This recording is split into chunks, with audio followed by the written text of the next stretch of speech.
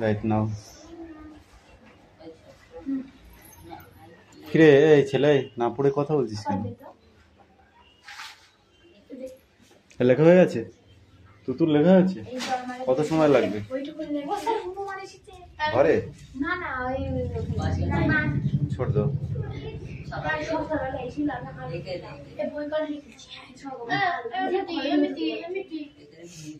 মালাকা next পড়াটা ready করো। একটা পড়া ভালো হয়েছে বলে দ্বিতীয় পড়াটার জন্য আমি ছেড়ে দেবো মনে করছো নাকি? তাড়াতাড়ি ঠিক করে পড়ো। সব পড়া ভালো রেজাল্ট করতে হবে, ঠিক আছে?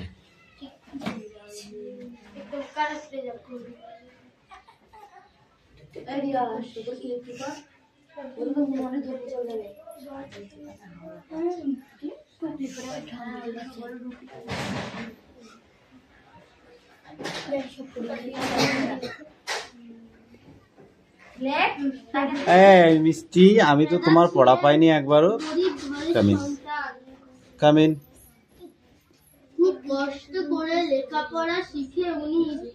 ঠিক আছে, আমার কাছে নিয়ে আসো। এটা কি আছে? টিএ ঠিক আছে, আগে এটা পড়বি তো। গেটটা দিয়েছো, গেটটা লাগিয়ে দাও যাও। EL টেবিল, এইটুকু হচ্ছে table. TABLE table. FAN fan, table fan. Okay, তারপর এটা কি আছে? AIR air, air.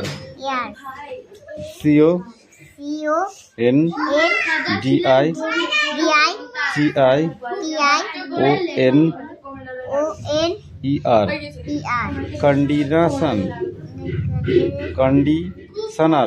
Conditioner, air conditioner. Air conditioner মানে air conditioner. Right, read now. When the snake was born, the poisonous and her companion glanced and others the journey. এটা হচ্ছে television.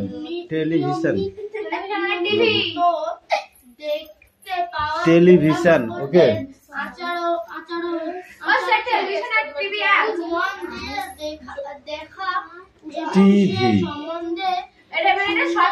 টিভির full form হচ্ছে television.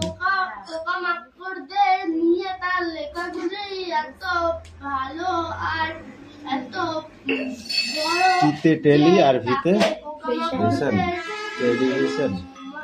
ওকে, next. জল খাই আমি মরে যাব। এটা বেশি করে খাবো আমার জন্য আনছি। ওরে এইটু করছি রাতে তোমাদের সাথে কি হচ্ছে? ও সামনে জল খাবো। ও স্যার জল খাবো লেখা স্যার কিছু করেছে দুটো এত ভালো। তোমার পড়া আছে? ঠিক আছে, খাতা লিখে নাও। মহাকাব্য বলা হতো না, তাড়াতাড়ি করবে। হ্যাঁ, অনেক সুন্দর লেখা আছে না, তার মধ্যে একটা বিখ্যাত লেখা হলো এক ধরনের শুকোপাতের সারিবদ্ধভাবে চলবার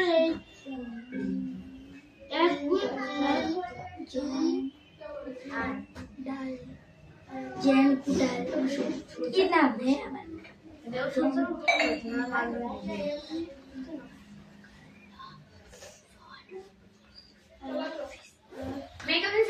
Yes, come in.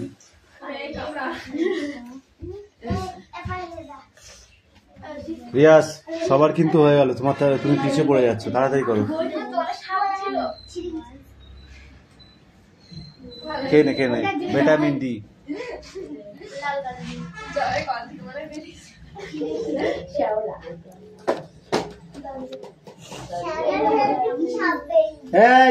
গল্প বাদ দে, আগে কাজ কর।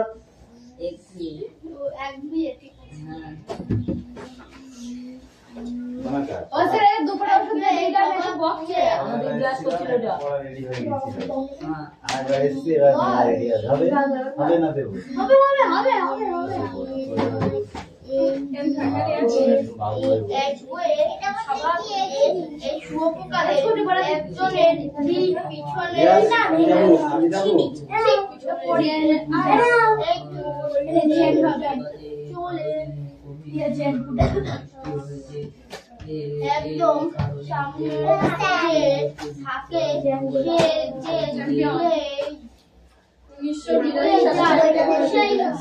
সেই দিকে শুয়োপোকাদের লাইন যাবে, ঠিক যে রেলগাড়ির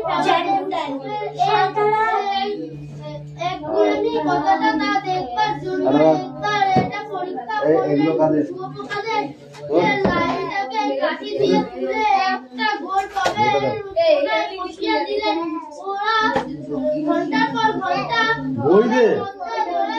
করে বসে আছে।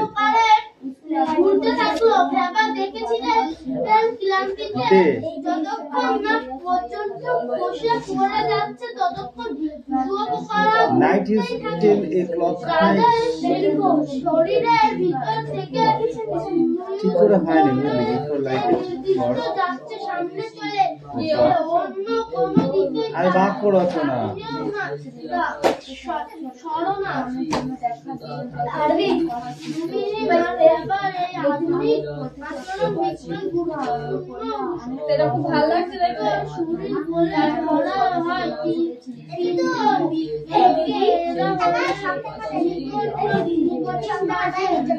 এইবার তোকে দিদি বার করতে হবে।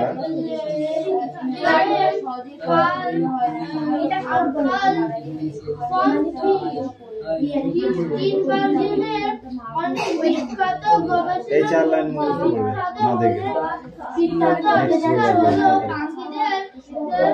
নাও এই লাঠিটা কইরে লাঠিটা কই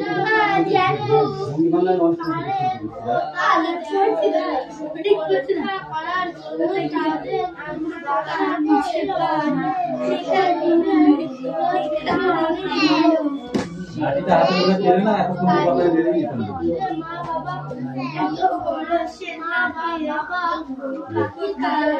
ঠিক আছে লেখো।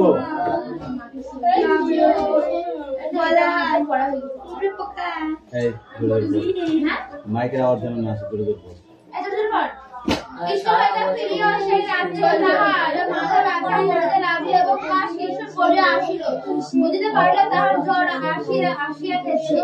পিছনে কি লেখা আছে নেই তো?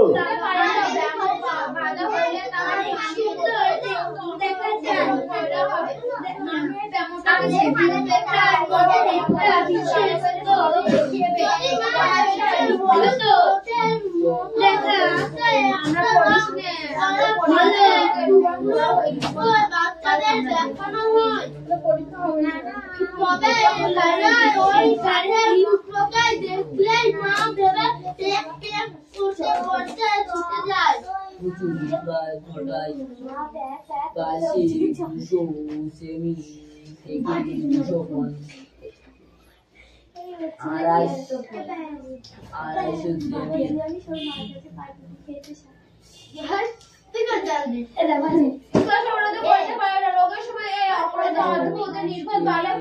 নিজের মা ছাড়া আর কার কাছে সেবা পাইতে পারে না।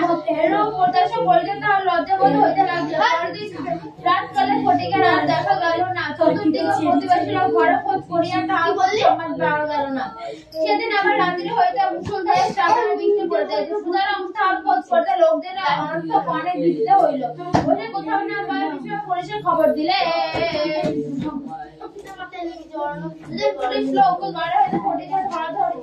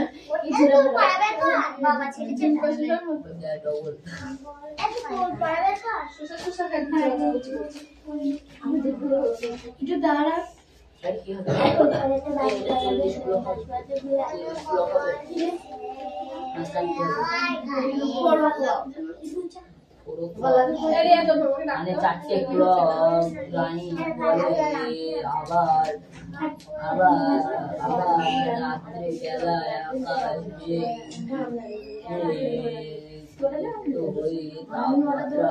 কিছুটা কমে যায়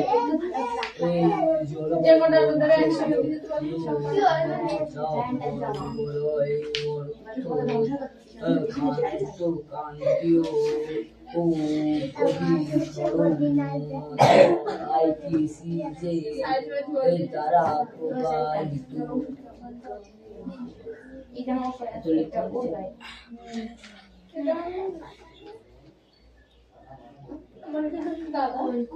আমার এটা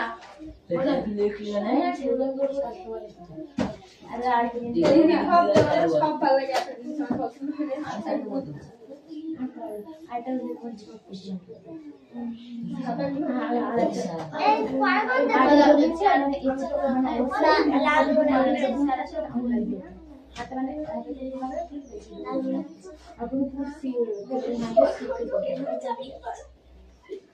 লালের উপরে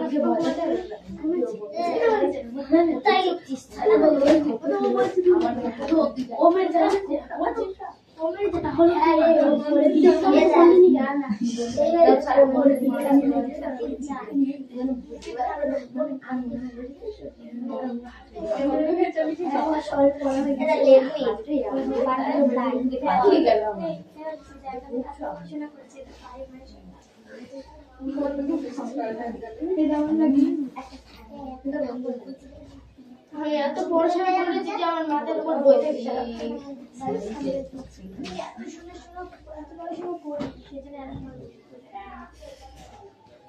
দেখ পড়িনি তাই এত সুন্দর ভালো নাম্বার করি যদি করি তাহলে কি ভালো বলতো দুনিয়াটা খাওয়া তুই আমি স্মার্ট আইসক্রিম কি আছে ইংরেজি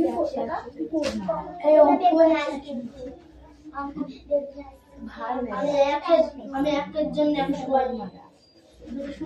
শূন্য পেয়েছে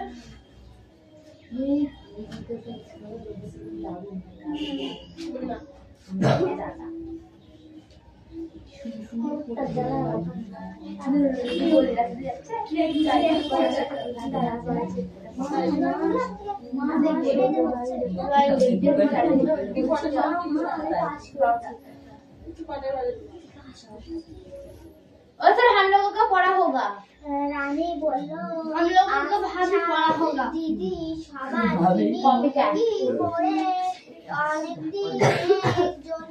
জায়গা সঙ্গে থাকা আজি বুঝবে না বাংলা আমি না পাই এই গুগল আছে আজি বুঝবা না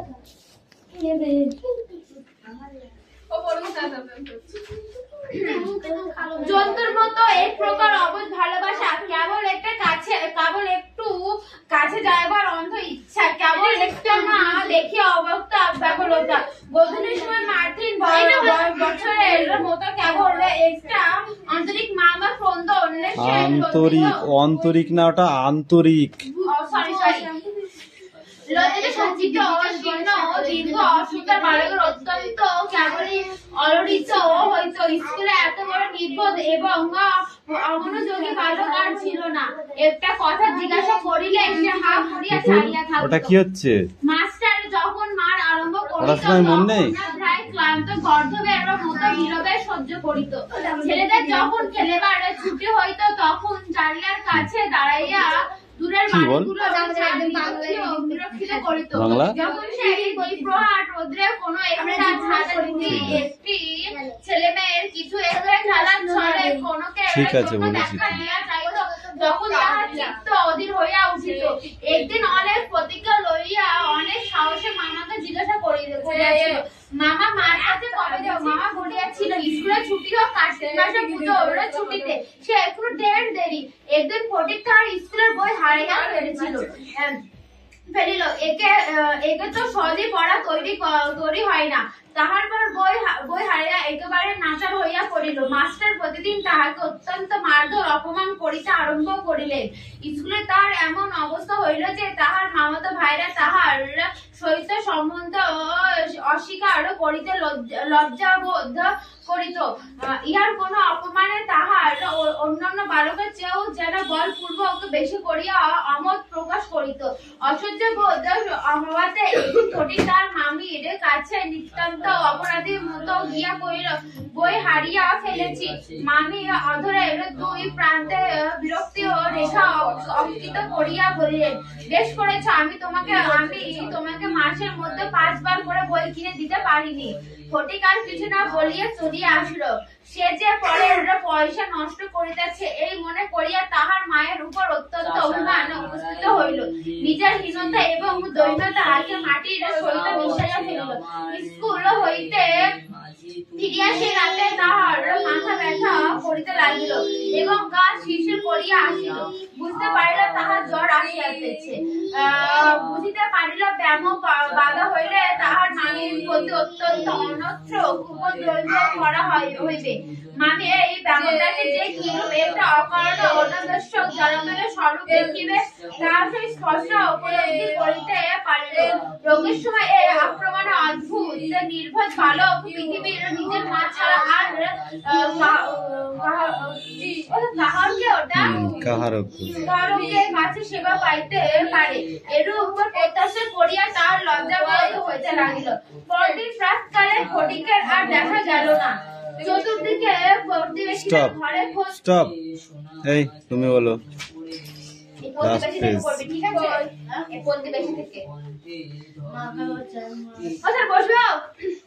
প্রতিবেশীদের ঘরে খোঁজ করিয়া তাহার কোন সন্ধান পাওয়া গেল না। সেদিন আবার রাত্রি হইতে মুষলধারে শ্রাবণের বৃষ্টি পড়িতেছে, সুতরাং তাহার খোঁজ করিলে লোকজনকে অনর্থক অনেক ভিজতে হইল। অবশেষে কোথাও না পাইয়া বিশ্বম্ভর বাবু পুলিশের খবর দিলেন। সমস্ত দিনের পর সন্ধ্যার সময় একটা গাড়ি আসিয়া বিশ্বম্ভর বাবুর বাড়ির সম্মুখে দাঁড়াইল। তেমন ঝুপঝুপ করিয়া অবিশ্রাম বৃষ্টি পড়িতেছে। রাস্তায় এক হাঁটু জল দাঁড়াইয়া গিয়াছে। দুইজন পুলিশ লোক গাড়ি হইতে ফটিককে ধরাধরি করিয়া নামাইয়া বিশ্বম্ভর বাবুর নিকট উপস্থিত করিল। তাহার আপাত মস্তক ভিজা, সর্বাঙ্গের কাদা, মুখ চক্ষু লোহিত বর্ণ থরথর করিয়া কাঁপিতেছে। বিশ্বম্ভর বাবু প্রায় কোলে পড়িয়া তাহাকে অন্তঃপুরে লইয়া গেলেন। মামি তাহাকে দেখিয়া বলিয়া উঠলেন, কেন বাবু, পরের ছেলেকে নিয়ে কেন এত কর্মভোগ? দাও, ওকে বাড়ি পাঠিয়ে দাও। বাস্তবিক সমস্ত দিন দুশ্চিন্তায় তাহার ভালো লোক আহারাদি হয় না এবং নিজের ছেলেদের সহিত নাহক অনেক খিটমিট করিয়াছে। ফটিক কাঁদিয়া উঠিয়া কহিল, আমি মার কাছে যাচ্ছিলুম, আমাকে ফিরিয়ে এনেছে। বালকের জ্বর অত্যন্ত বাড়িয়া উঠিল। সমস্ত রাত্রি প্রলাপ বা বকিতে লাগিল। বিশ্বম্বর বাবু চিকিৎসক লইয়া আসিলেন। ফটিক তাহার রক্তবর্ণ চক্ষু একবার উল্লম্বিত করিয়া কাঠের দিকে হতবৃদ্ধি ভাবে তাকাইয়া কহিল, মামা আমার ছুটি হয়েছে কি? বিশ্বম্বর বাবু রুমালের চোখ মুছিয়া স্নেহের ফটিকের সঙ্গে তপ্ত হাতখানি হাতের উপর তুলিয়া লইয়া তাহার কাছে আসিয়া বসিলেন। ফটিক আবার বিড়বিড় করিয়া বকিতে লাগিল, মা আমাকে মারিস না মা, সত্যি বলছি আমি কোনো দোষ করিনি। আর পরদিন দিনের বেলায় কিছুক্ষণের জন্য সচেতন হইয়া ফটিক তাহার প্রত্যাশায় খেয়াল করিয়া ঘরে চারিদিকে চাহিল। নিরাশা হইয়া আবার নীরবে দাঁড়াইয়া দেয়ালের দিকে মুখ করিয়া পাশ ফিরিয়া শুইল। বিশ্বম্বর বাবু তাহার মনের ভাব বুঝিয়া তাহার এর কাছে মুখ নত করিয়া মৃদুস্বরে কহিলেন, ফটিক তোর মাকে আনতে পাঠিয়েছি। তাহা পরদিনও কাটিয়া গেল। ডাক্তার চিন্তিত বিমর্ষ মুখে জানাইলেন, অবস্থা বড়ই খারাপ। বিশ্বম্বর বাবু স্মৃতি প্রদীপে রোগ শয্যায় বসিয়া প্রতি মুহূর্তে ফটিকের মাতার জন্য প্রতীক্ষা করিতে লাগিলেন। ফটিক খালাসিদের মতো সুর করিয়া বলিতে লাগিল, এক পাও মেলে না, দো পাও মেলে এ না। কলিকাতায় আসিবার সময় কত কটা রাস্তা স্টিমারে আসিতে হইয়াছিল। খালাসিরা কাছি ফেলিয়া সুর করিয়া জল মাপিত। ফটিক প্রলাপে তাহাদের অনুকরণ করুণ স্বরে জল মাপিতেছে এবং যে অকুল সমুদ্রে যাত্রা করিতেছে বালক রশি ফেলিয়া কোথাও তাহার তল পাইতেছে না। এমন সময় ফটিকের মাথা ঝড়ের মতো ঘরে প্রবেশ করিয়া উচ্চ কলরবে শোক করিতে লাগিলেন। বিশ্বম্বর বহু কষ্টে তাহার শোকাচ্ছন্ন বিবৃত করিলেন। তিনি শয্যার ওপর আছাড় খাইয়া পড়িয়া উচ্চস্বরে ডাকিলেন, ফটিক সোনা মানিক আমার। ফটিক যেন অতি সহজে তার মার উত্তর দিয়া কহিল, হ্যাঁ মা। আবার ডাকিলেন, ওরে ফটিক বাপধান রে। ফটিক আস্তে আস্তে পাশ ফিরিয়া তাহাকে লক্ষ্য না করিয়া মৃদুস্বরে কহিল, মা এখন আমার ছুটি হয়েছে মা, এখন আমি বাড়ি যাচ্ছি। গুড। কথা বলতে নেই। রোগ শয্যায় সে মৃত্যুবরণ করছে, তাকে পটল তোলা বলেন। কথাগুলো ভাষাগুলো শেখ, সেডাউন। কত কষ্টের কত দুঃখের যে বাক্যগুলো এখানে সুপরিস্ফুটিত হয়েছে, লেখক যেভাবে লিখেছে, সেটাকে তোর ওই পটল তোলা মনে হলো? ফটিকের বাড়ি কোথায় ছিল বলতো? ফটিককে তার মা কোথায় রেখে এসেছিল? কলকাতায়। কোথায়? ফটিকের মামি ফটিকের সঙ্গে কেমন ব্যবহার করতো? খুব খারাপ বলে হয়ে যাবে?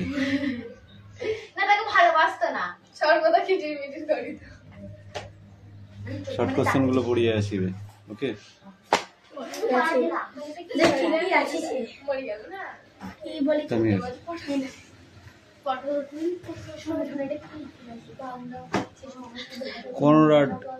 কনরাড লরেন্স কে ছিলেন?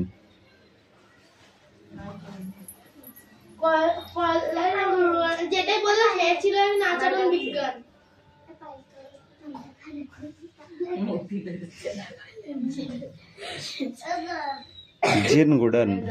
জেন গোডাল কে ছিলেন?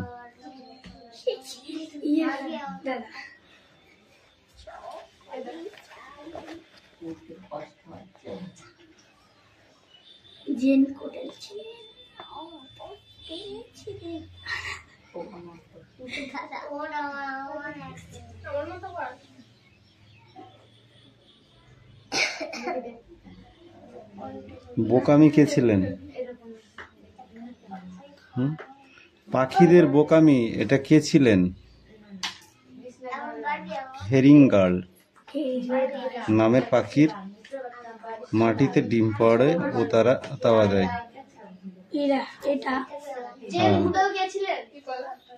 হেরিং গার্ল হলো এক ধরনের পাখি যারা মাটিতে ডিম পাড়ে এবং মাটিতেই তাওয়া দেয়, বাচ্চা হলে আবার উড়ে যায়।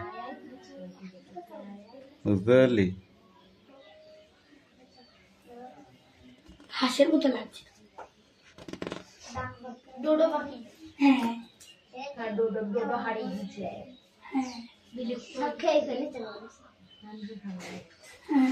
সারিবদ্ধভাবে চলায় এদের স্বভাব। এরা কারা? শুয়োপোকা। শুয়োপোকা দেখেছিস? হ্যাঁ কোথায় দেখেছিস? গাছে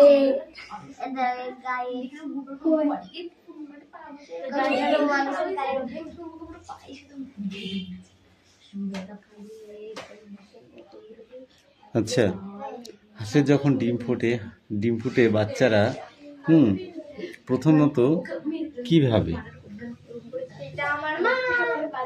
যাকে সামনে দেখে তাকেই মা ভাবে, কারণ মুরগির তাওয়ায় হাঁসের ডিমও ফোটানো যায় এবং হাঁস ওই মুরগিকেই প্রথমে মা বলে ডাকে।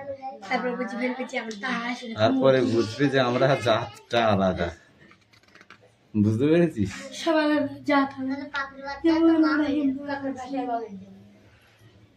কোকিলের বাসায় কাকের ডিম, কাকের বাসায় কোকিলের ডিম। কোকিল সরি কাক কোনোদিনও বাসা বানায় না,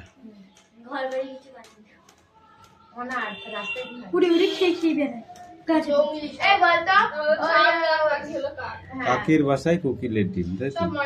কোকিল পাখি ডিম পাড়ে না, ডিম পাড়ে কিন্তু ইয়ে করে না।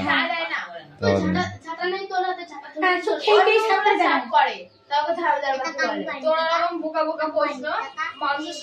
চুপ কর, সাইলেন্স।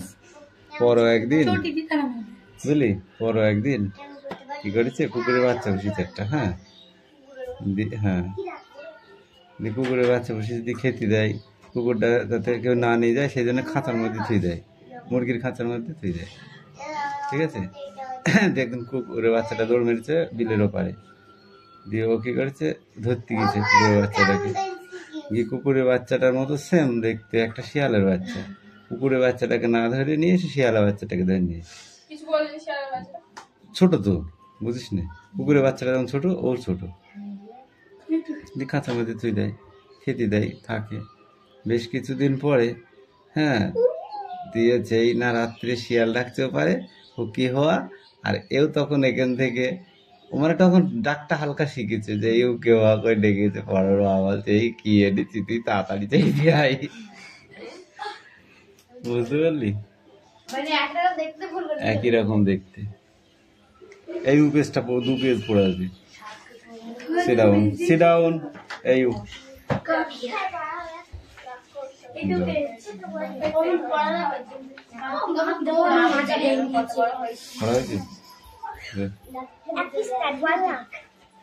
পড়ো, এই যাযাবর সমাজ কাকে বলে? Stand up. যাযাবর সমাজ কাকে বলে? যাযাবর সমাজ কাকে বলে?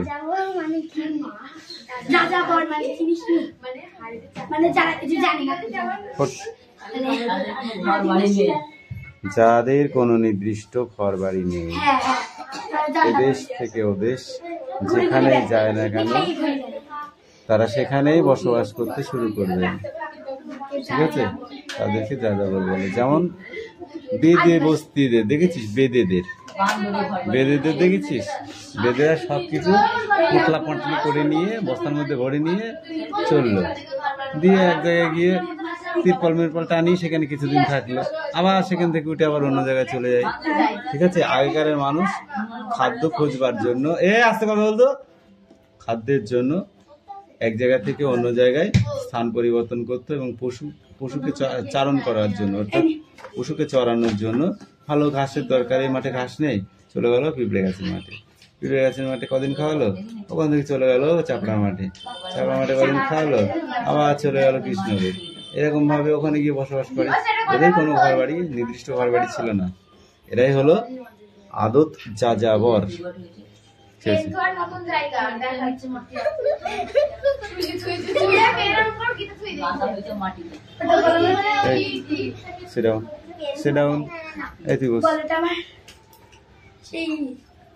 পেন দানি আমার এই ঘরটার ভেতরে না আচ্ছা, এদেরকে বলা হয় যাযাবর সমাজ। পশুপালন সমাজ কাদের বলে? পশুপালন সমাজ কাদের বলে? রিয়াজ, তোর লেখা আমাকে দেখিয়েছিস?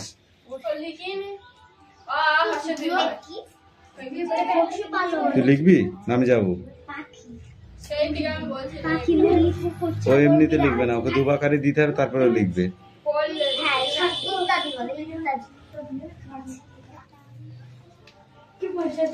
পশুপালন সমাজ হলো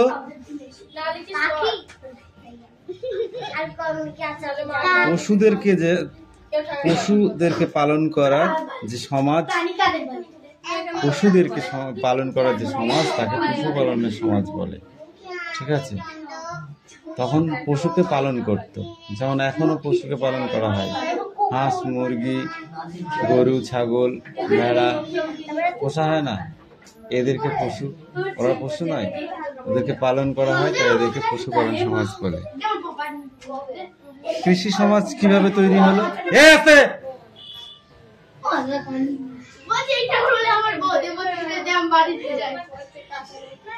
কার ওটা কার?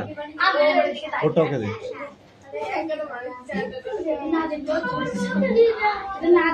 বল,